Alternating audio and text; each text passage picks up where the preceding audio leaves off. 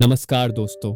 Faceless focus channel पर देख रहे हर इंसान को एक सवाल खुद से जरूर पूछना चाहिए।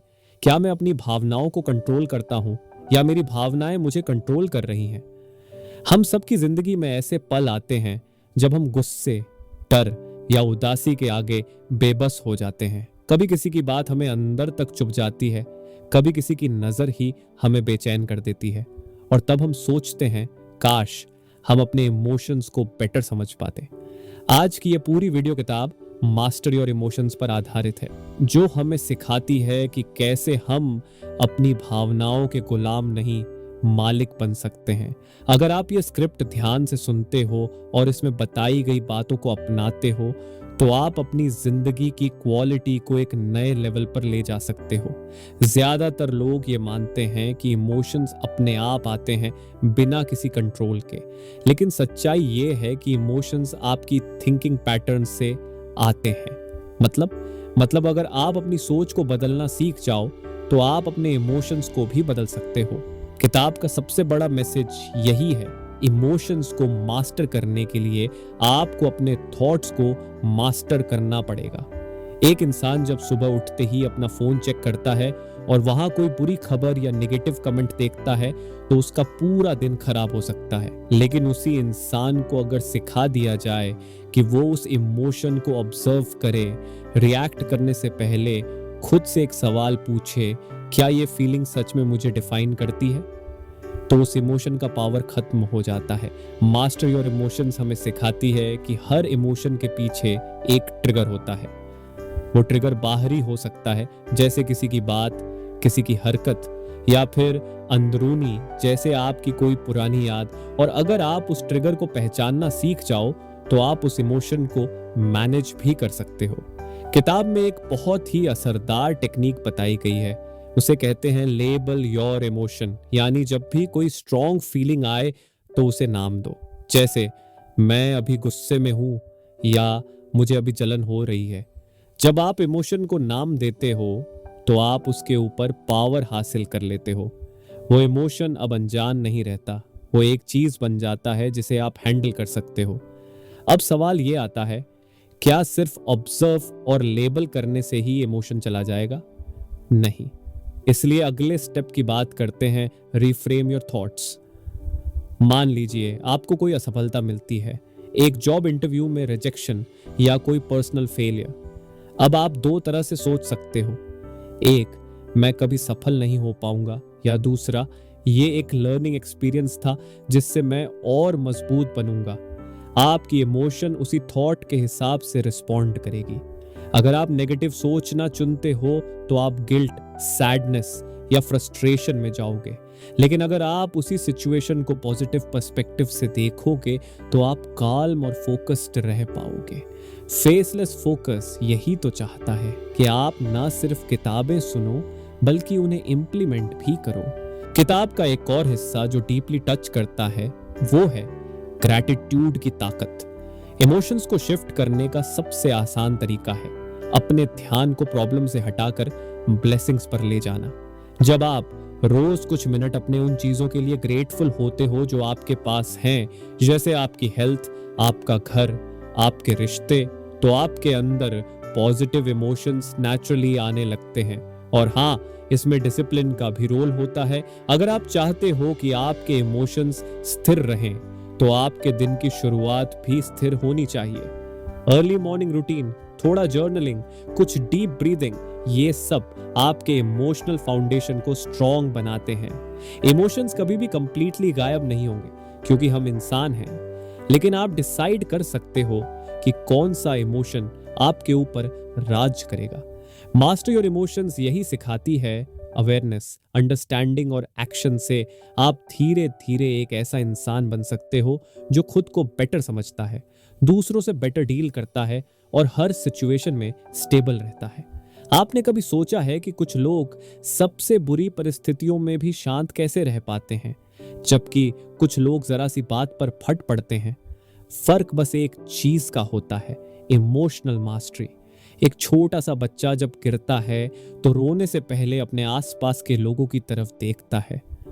अगर सब पैनिक करते हैं तो वो भी रोने लगता है। लेकिन अगर कोई उसे काल्मली उठाता है और कहता है कुछ नहीं हुआ, तो बच्चा भी शांत हो जाता है। इसे एक बात समझ में आती है, हम इंसानों के इमोशंस बहुत हद तक इन्फ्लुएंस होते हैं हमारी एनवायरनमेंट से। इसलिए एक पावरफुल इंसान बनने के लिए आपको खुद को ऐसे माहौल में रखना होगा जो आपके इमोशनल स्टेट को सपोर्ट करे, चाहे वो आपकी फिजिकल स्पेस हो, आपकी दिनचर्या हो या आपके आसपास के लोग। किताब एक बेहद सिंपल लेकिन ट्रांसफॉर्मिंग टेक्निक देती है, इमोशनल जर्नलिंग। हर रात या सुबह बस 5 मिनट निकालो और लिखो। 1, आज मैंने कौन सा इमोशन सबसे ज्यादा महसूस किया। 2, इसका ट्रिगर क्या था। 3, मैंने कैसे रिस्पॉन्ड किया। 4, क्या मैं उस सिचुएशन में बेहतर रिएक्ट कर सकता था। ये रोज का छोटा सा अभ्यास आपको खुद के बिहेवियर को ऑब्जर्व करने की स्किल देगा, और ऑब्जर्वेशन ही चेंज की शुरुआत होती है। अब एक और इंटरेस्टिंग बात, किताब बताती है कि कई बार हमारे इमोशंस हमसे नहीं बल्कि हमारे शरीर की स्थिति से आते हैं।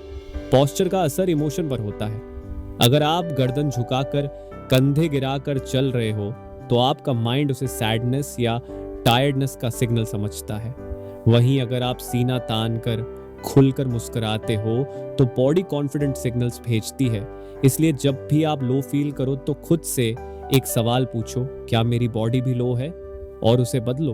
बॉडी बदलते ही इमोशन बदलने लगता है। अब बात करते हैं उन इमोशंस की जो सबसे खतरनाक होते हैं, जैसे गिल्ट, जेलसी और रिजेंटमेंट। इन इमोशंस का इलाज सिर्फ समझ नहीं बल्कि कंपैशन है, दूसरों के लिए नहीं, अपने लिए। जब आप खुद से कह पाते हो, हाँ मुझसे गलती हुई लेकिन मैं इंसान हूं और मैं बेहतर बन सकता हूं, तो आप गिल्ट से फ्रीडम पाते हो।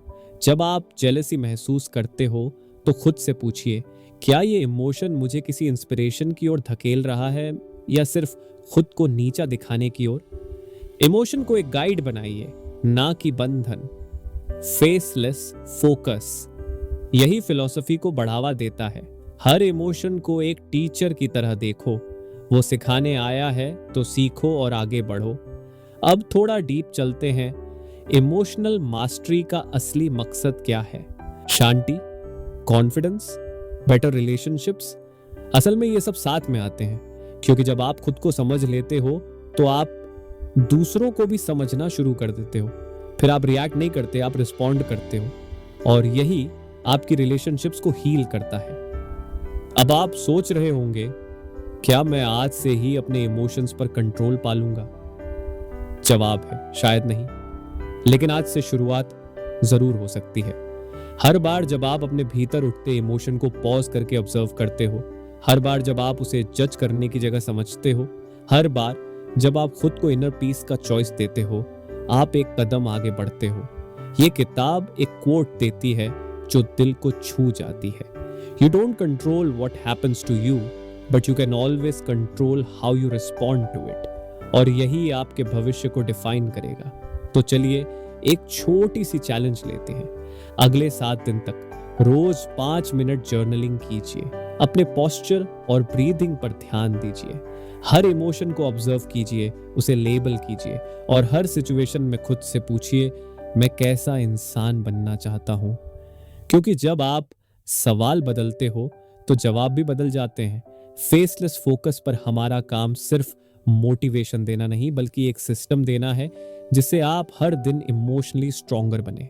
इस वीडियो को बार बार देखिए जब भी आप खुद से डिस्कनेक्टेड फील करें, और अगर आपने अब तक चैनल सब्सक्राइब नहीं किया है तो कर लीजिए, क्योंकि हर हफ्ते हम ऐसी ही लाइफ चेंजिंग किताबों को आपकी जिंदगी का हिस्सा बनाते हैं।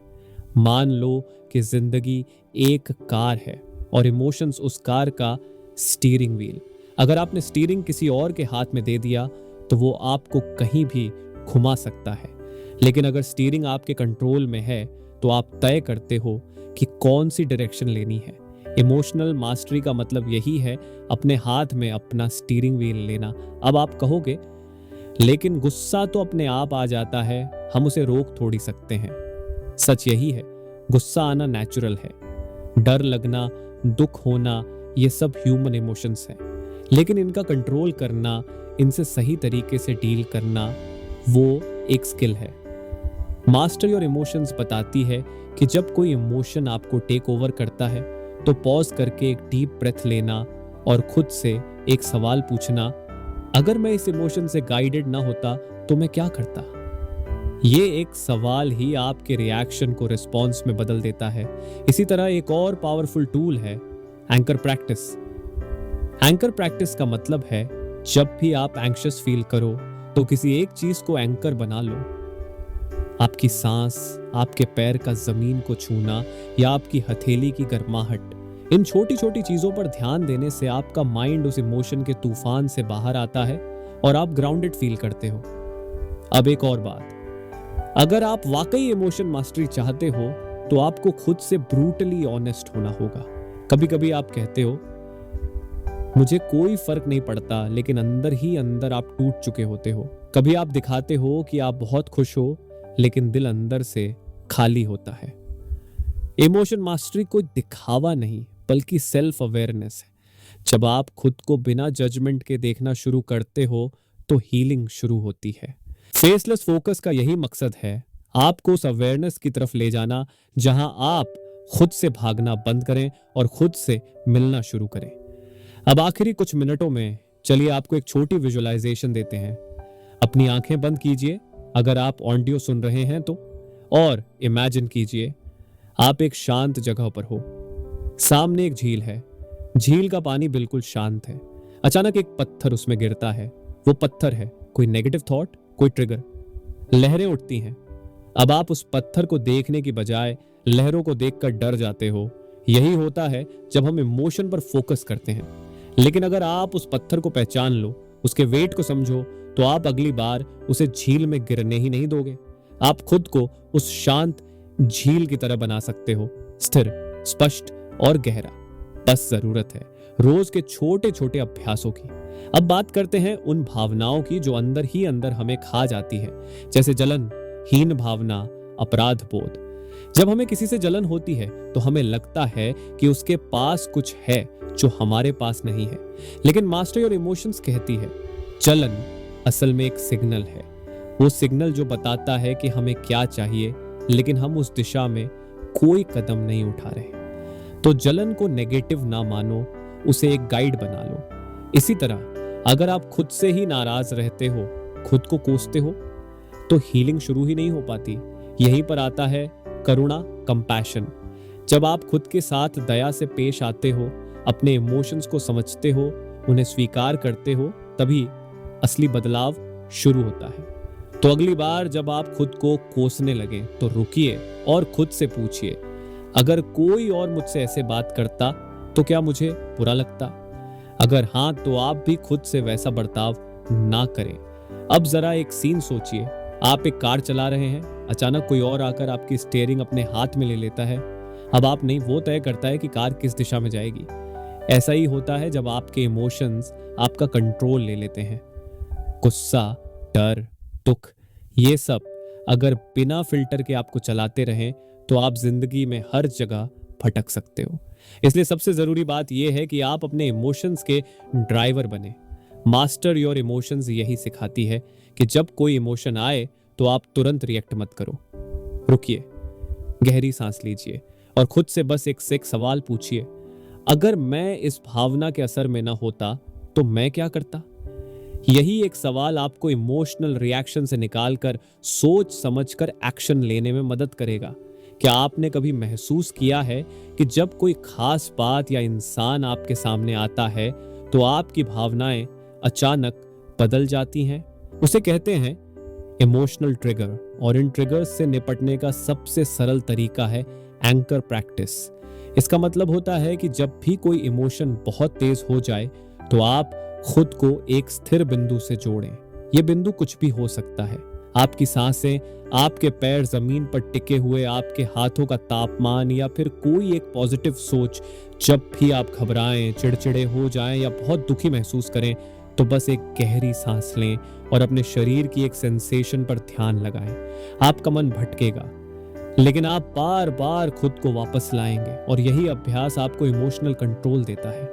इसके साथ साथ एक और जरूरी चीज है सेल्फ ऑनेस्टी, यानी खुद से सच्चाई से पेश आना।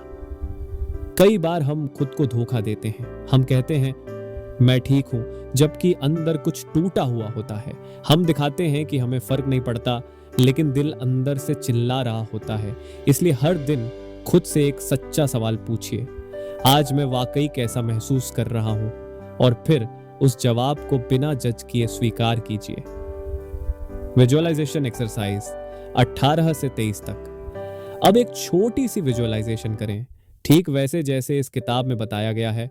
अपनी आंखें बंद कीजिए और सोचिए कि आप एक शांत झील के किनारे बैठे हैं।